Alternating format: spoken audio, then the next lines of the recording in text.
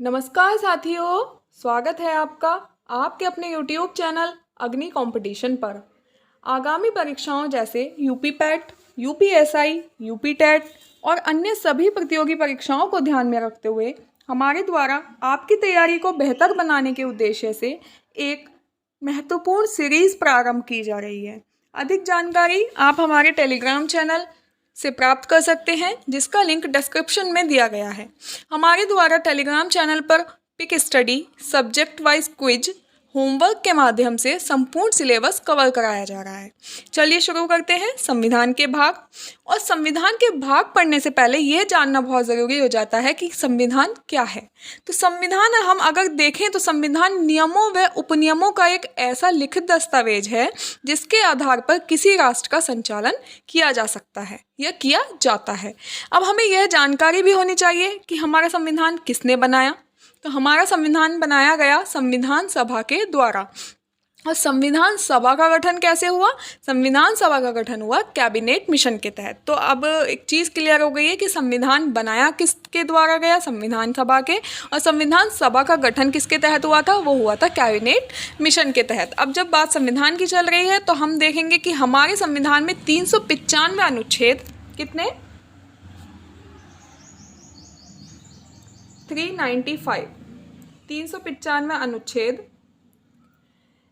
8 अनुसूची और 22 भाग हैं। ठीक है। गणना की दृष्टि से देखा जाए तो गणना की दृष्टि से लगभग अनुच्छेद 470 हैं। अनुसूची 8 जब थी जब हमारा मूल संविधान बना था। अब मूल संविधान क्या? मूल संविधान का मतलब है जिस दिन संविधान लागू हुआ। 26 जनवरी 1950 को संविधान लागू हुआ था, लेकिन 26 नवंबर 1949 को संविधान अंगीकृत हुआ था। तो वो संविधान जो 26 जनवरी 1950 को लागू हुआ था वो हमारा मूल संविधान था। उस समय हमारे संविधान में अनुसूचियों की संख्या थी 8, जो अब बढ़कर हो गई है 12। अनुसूची के लिए हम अगर आप कहेंगे तो अलग एक वीडियो बना देंगे, पर हमारा जो शेड्यूल है वो मैं पिन कर दूंगी कमेंट बॉक्स में। आप वहाँ से देख सकते हैं कि हम शेड्यूल के अकॉर्डिंग आपको सभी वीडियोस प्रोवाइड करा देंगे। आगे हम देखते हैं संविधान के भाग हैं हमारे 22, लेकिन गणना की दृष्टि से अगर हम देखेंगे तो गणना की दृष्टि से हमारे संविधान में 25 भाग हैं। कितने हैं? 25 हैं। लेकिन जो मूल जो संविधान में भाग हैं वो कितने हैं? 22 ही हैं। चलिएगा आगे देख लेते हैं। अब हम भाग के विषय में बात कर रहे हैं तो आज हम भाग को विस्तार पूर्वक देखते हैं। भारतीय संविधान में 22 भाग हैं, मैंने अभी आपको बता दिया है। भाग 1 है संघ और उसका राज्य क्षेत्र।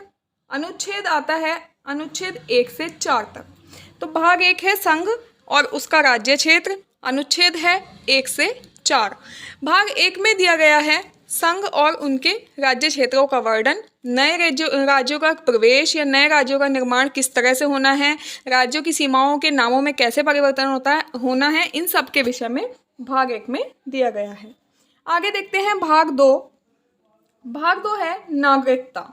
अनुच्छेद है 5 से 11। भाग 2 है नागरिकता और अनुच्छेद है हमारा 5 से 11।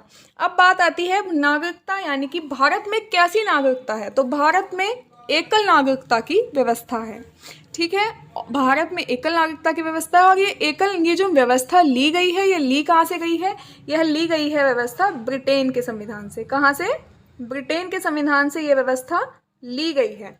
जबकि अगर हम बात करते हैं दोहरी नागरिकता की, क्योंकि हमारे भारत में एकल नागरिकता है, लेकिन अमेरिका में कौन सी है? अमेरिका में दोहरी नागरिकता है। अमेरिका में एक देश की नागरिकता होती है और एक स्टेट की अलग नागरिकता होती है। जो CAA 2019 का संविधान संशोधन हुआ है वो भी इसी भाग से संबंधित है। भाग 3 मूल अधिकार, अनुच्छेद 12 से 35। तो मूल अधिकार के अगर हम बात करते हैं जो अनुच्छेद 12 से 35 के बीच में आते हैं, भाग 3 में आते हैं। मूल अधिकार का सबसे पहले स्रोत देखेंगे। मूल अधिकार का स्रोत है अमेरिका का संविधान, मतलब अमेरिका से हमारे मूल अधिकार लिए गए हैं। अगर आप स्रोतों के विषय में एक वीडियो चाहते हैं तो आप हमें कमेंट करके बता सकते हैं, हम कौन से संविधान से क्या लिया गया है हमारे भारत देश के लिए, हम उसके लिए ऊपर एक वीडियो बना देंगे। चलेगा, अभी फिलहाल देखते हैं मूल अधिकार अमेरिका के संविधान से लिए गए हैं। मूल अधिकार जो हमारा मूल संविधान था, मूल संविधान का मतलब मैंने आपको बताया, वह संविधान जो 26 जनवरी 1950 को लागू हुआ था वह मूल संविधान कहलाता है। तो मूल संविधान में मूल अधिकारों की संख्या थी 7, लेकिन वर्तमान में मूल अधिकार कितने हैं? 6। अब आप प्रश्न उठता है कि 7 से 6 हुए हैं, तो वो एक अधिकार कौन सा था जो कम हो गया? तो वो एक अधिकार है संपत्ति का अधिकार, जो अब कानूनी अधिकार बन गया है। संपत्ति का अधिकार 44वें संविधान संशोधन 1978 के तहत भाग 12 में जोड़ दिया गया, जो अनुच्छेद 300 क में है। तो मतलब हम क्या देखेंगे कि जो मूल अधिकार थे वो हमारे 7 थे, लेकिन वर्तमान में कितने हैं? 6। और जो एक कम हुआ है संपत्ति का अधिकार, वो अब कानूनी अधिकार बनकर 44वें संविधान संशोधन 1978 के तहत भाग 12 अनुच्छेद 300 क में जोड़ दिया गया है। नेक्स्ट देख लेते हैं भाग 4, राज्य के नीति निदेशक तत्व, अनुच्छेद 36 से 51। अब बात चल रही है नीति निदेशक तत्वों की, तो वही देख लेंगे। नीति निदेशक तत्वों का स्रोत क्या है? आयरलैंड का संविधान। क्या है? आयरलैंड का संविधान नीति निदेशक तत्वों का स्रोत है। ये भी एक इम्पोर्टेंट है और अच्छा टॉपिक है, बड़ा टॉपिक है। अगर आप लोग कहेंगे तो हम इसके लिए भी एक अलग से बिल्कुल एक्सप्लेन वीडियो बना देंगे। चलिएगा आगे देखते हैं भाग 4 के मौलिक कर्तव्य 51 के। क्या हुआ कि मूल अधिकारों का तो हमारे मूल संविधान में वर्णन था, लेकिन मौलिक कर्तव्य हमारे मूल संविधान में नहीं थे। मौलिक कर्तव्यों का प्रावधान मूल संविधान में नहीं था, तो फिर एक समिति बनी जिसका नाम था सरदार स्वर्ण सिंह समिति। तो सरदार स्वर्ण सिंह समिति की अनुशंसा पर 42वां संविधान संशोधन हुआ 1976 में। 42वां संविधान संशोधन 1976 में हुआ सरदार स्वर्ण सिंह समिति की अनुशंसा पर, जिसके तहत पूर्व सोवियत संघ यानी रूस, उस टाइम पे इसका नाम पूर्व सोवियत संघ था, रूस से मौलिक कर्तव्य हमारे संविधान में जोड़े गए। ठीक है, तो जिस समय ये जोड़े गए थे सन 1976 में, उस समय मौलिक कर्तव्यों का जो संख्या थी वो थी 10। कितनी थी? 10 थी। लेकिन अगर वर्तमान की बात करें तो वर्तमान में मूल कर्तव्य हैं हमारे 11। क्वेश्चन बहुत इंपॉर्टेंट बन जाता है। अब पहले मौलिक कर्तव्य से क्वेश्चंस नहीं पूछे जाते थे, लेकिन अब मौलिक कर्तव्य से भी क्वेश्चन पूछे जाने लगे हैं।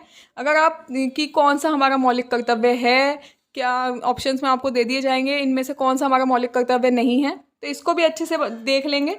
और एक और क्वेश्चन बनता है कि जब ये 10 थे, 10 से एक 11वां बढ़ गया, तो जो 11वां संविधान संशोधन हुआ वह कौन सा था, और जो एक मौलिक कर्तव्य बढ़ा वह कौन सा बढ़ा? तो 11वां संविधान संशोधन हुआ 11वां हमारा मौलिक कर्तव्य जुड़ा, वो 86वें संविधान संशोधन के तहत जुड़ा सन 2002 में। ठीक है, कब जुड़ा? सन 2002 में जुड़ा, जिसके तहत क्या किया गया? जिसके अंतर्गत कहा गया कि 6 से 14 वर्ष तक के बच्चों को उनके माता पिता या उनके संरक्षक अवश्य शिक्षा प्रदान करें। यह उनका मौलिक कर्तव्य है कि उन्हें शिक्षा प्रदान की जाए। किसका कर्तव्य है? माता पिता का और उनके संरक्षक का कर्तव्य है कि 6 से 14 वर्ष तक के बच्चों को शिक्षा प्रदान की जाए। तो ये इम्पोर्टेंट है काफ़ी कि कौन सा संविधान संशोधन हुआ? 86वां सन 2002 में। जो हमारे मौलिक कर्तव्य 1976 में थे वो 10 थे, वर्तमान में 11 हैं। इनमें बहुत कन्फ्यूज़न रहता है बच्चों को मूल अधिकार और मौलिक कर्तव्यों में, तो इसको कन्फ्यूज़ ना हो, ध्यान रखें कि मूल अधिकार हमारे 7 थे जो हमारे 6 हो गए, और मौलिक कर्तव्य हमारे 10 थे 1976 में जो बढ़कर 11 हो गए। ठीक है, अब प्रश्न उठता है कि क्या मौलिक कर्तव्यों का पालन न करने पर उसे दंडित किया जा सकता है? तो इसके लिए कोई भी प्रावधान या व्यवस्था नहीं है हमारे संविधान में कि अगर कोई मौलिक कर्तव्यों का पालन नहीं कर रहा है तो उसे दंडित किया जाएगा। लेकिन एक समिति जो सरदार स्वर्ण सिंह समिति थी, जिसकी अनुशंसा पर ये संविधान में जोड़े गए थे, उन्होंने दंड की अनुशंसा की थी कि भाई अगर मौलिक कर्तव्यों का कोई पालन नहीं कर रहा है तो दंड मिलना चाहिए, लेकिन इसको कांग्रेस ने अस्वीकार कर दिया था। आगे देखते हैं भाग 5 संघ, अनुच्छेद 52 से 151। तो संघ का मतलब आप क्या समझते हैं? केंद्र से जुड़े हुए। क्या समझते हैं? केंद्र से जुड़े हुए, है ना। तो संघ में क्या क्या आ जाता है हमारा? राष्ट्रपति, उपराष्ट्रपति, राष्ट्रपति आया, उपराष्ट्रपति और प्रधानमंत्री, लोकसभा, राज्यसभा, ये जितने भी केंद्र से जुड़े हुए हैं ये सभी हमारे संघ में आ जाते हैं 52 से 151। इन्हें भाग को याद करने का एक और बेनिफिट है, वो ये है कि आप जब आपके सामने क्वेश्चन आएंगे या अनुच्छेद आएंगे कि 4 ऑप्शन दिए हुए हैं, इनमें से कौन सा अनुच्छेद सही है या कौन सा अनुच्छेद में हमारे मौलिक कर्तव्य दिए गए हैं, अगर आप ऐसे भी देखते हैं तो क्या होगा, आपको पता है कि हमारे मौलिक कर्तव्य अनुच्छेद 51 क्या में है और भाग कौन सा है हमारा 4 क्या। लेकिन अगर संघ के बारे में, राष्ट्रपति के बारे में, उपराष्ट्रपति के बारे में कोई क्वेश्चन आता है तो आप कैसे पता लगा लेंगे। आपको याद है कि भाई 52 से 151 भाग 5 है जो संघ है, संघ में हमारे ये सब आते हैं। मतलब 52 से लेकर 151 के बीच में कहीं पे ये अगर आपको नहीं याद है तो आप इस तरह से एलिमिनेट करके भी अपना आंसर निकाल सकते हैं। तो इसलिए इसको इस तरह से भी याद किया जा सकता है। भाग 6 है राज्य। भाग 5 में हमने संघ देखा, संघ का मतलब केंद्र से जुड़े, राज्य का मतलब राज्य स्तर पर, राज्य से जुड़े, जिसमें राज्यपाल आ जाएगा, मुख्यमंत्री आएंगे, विधानसभा, विधान परिषद। मतलब भाग 5 जो था जिसमें हमारा राष्ट्रपति आए थे, लेकिन भाग 6 राज्य में हमारे राज्यपाल आ गए उनकी जगह, और पीएम की जगह सीएम आ गए, लोकसभा की जगह विधानसभा आ गया, राज्यसभा की जगह विधान परिषद आ गया। उनमें संघ में इन सब की बात थी, राज्य में राज्य स्तर की बात होगी। नेक्स्ट है हमारा भाग 7 निरसित। निरसित का मतलब है हटा दिया गया है, जो अनुच्छेद 238 था। भाग 7 को संविधान संशोधन के तहत 1956 में अनुच्छेद 238 था, उसे हटा दिया गया है। क्यों? क्योंकि भाग 7 को पहली अनुसूची से रिप्लेस करते हुए हटाया गया है। क्वेश्चन इससे बनता नहीं है, लेकिन आप एलिमिनेशन के तहत इसको याद रख सकते हैं, जिससे आपको एलिमिनेट करने में इजी पड़े। तो भाग 7 को पहली अनुसूची से रिप्लेस करते हुए हटा दिया गया है, अर्थात जो व्यवस्था भाग 7 में थी वही सेम व्यवस्था अनुसूची 1 में है। तो इसलिए क्या किया, इस वाले भाग को, जब दोनों में सेम हो गया तो इस भाग को हटा दिया गया। आगे है भाग 8 संघ राज्य क्षेत्र। अब आपने भाग 5 में पढ़ा था संघ, भाग 6 में पढ़ा आपने राज्य, भाग 7 निरसित हो गया, भाग 8 में आ गया संघ राज्य क्षेत्र, अनुच्छेद 239 से 242। तो इसमें क्या, इसमें केंद्र शासित प्रदेशों के विषय में बताया गया है। भाग 9 पंचायतें।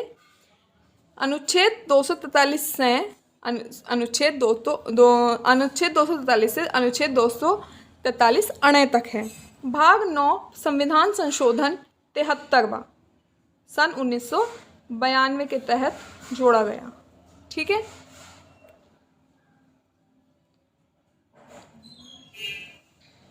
भाग 9 के, इसमें नगर पालिकाओं के विषय में बात की गई है। अनुच्छेद 243 तय से लेकर अनुच्छेद 243 6 तक नगर पालिकाएं, और ये भी संविधान संशोधन 74वां हुआ था 1992 में। आगे है भाग 9 है सहकारी समितियां। 97वां संविधान संशोधन 2011 में अनुच्छेद है 243 ये जैसे 243 या ना। अब आप ये या जा का खा ये इसमें कंफ्यूज ना हो, ये इसलिए दिए हुए हैं क्योंकि मैंने आपको पहले भी बताया था, वैसे हमारे जो अनुच्छेद हैं, हमारे अनुच्छेद 395 है, लेकिन गणना की दृष्टि से लगभग 470 से अधिक है। तो जो 470 हुए हैं ना, वो इसी तरह से हुए हैं, कै ख ए बी सी डी, मतलब इस तरह से आप ए बी सी डी कह लीजिए या कै ख गै घ कह लीजिए। भाग के अंदर कै ख गै करके उनके सब और जोड़ दिए गए, वो ही सब ये हैं जिन्हें आप इसमें पढ़ रहे हैं। मतलब अनुच्छेद हमारे 395 ही हैं, लेकिन गणना करें तो वो 470 से अधिक हो जाते हैं। नेक्स्ट है अनुसूचित तथा जनजाति क्षेत्र। भाग 10। भाग 10 में है अनुसूचित तथा जनजाति क्षेत्र। अनुच्छेद आ जाते हैं हमारा 244 और 244 के। इसमें अनुसूचित क्षेत्रों और जनजाति क्षेत्रों के प्रशासन के विषय में बताया गया है। आगे है भाग 11 संघ तथा राज्यों के मध्य संबंध। अनुच्छेद 245 से लेकर 263। तो भाग 11 में क्या बताया गया है कि संघ और राज्यों के मध्य किस प्रकार के संबंध होने चाहिए। तो आज हम यहीं तक पढ़ेंगे। 11 भाग तक हमारा प्रयास यही रहेगा कि आप हमसे जुड़कर अधिक से अधिक वीडियोस को देखकर खुद के नोट्स बनाते हुए अपनी सक्सेस को सुनिश्चित करें। एक सबसे इम्पोर्टेंट बात मैं बोलूँगी कि आप अपने नोट्स खुद स्वयं बनाते चलें। बुक्स आपके पास हों, आपके पास पीडीएफ्स हों, आपके पास सारा डेटा हो, लेकिन आपके पास अगर अपने नोट्स नहीं है तो कहीं गड़बड़ है। आपको अपने नोट्स बनाते हुए चलना चाहिए, जिससे कि आप अपने शॉर्ट नोट्स बना लें, जितने शॉर्ट आप बना सकते हैं। जो एक्सप्लेनेशन मैंने दिया उसे आप अपने शॉर्ट तरीके से किस तरह से नोट कर सकते हैं, वो सारी चीज़ें अपने पास नोट करते रहें, उनका रिवीजन करते रहें। इससे आगे की वीडियो जो भाग 11 से 22 तक मैं नेक्स्ट वीडियो में पढ़ाऊँगी। तब तक के लिए स्वस्थ रहें, पढ़ते रहें और वीडियो को लाइक कर दें, चैनल को सब्सक्राइब कर लें, जिससे आने वाली हर वीडियो आप तक आसानी से पहुँच सके। धन्यवाद।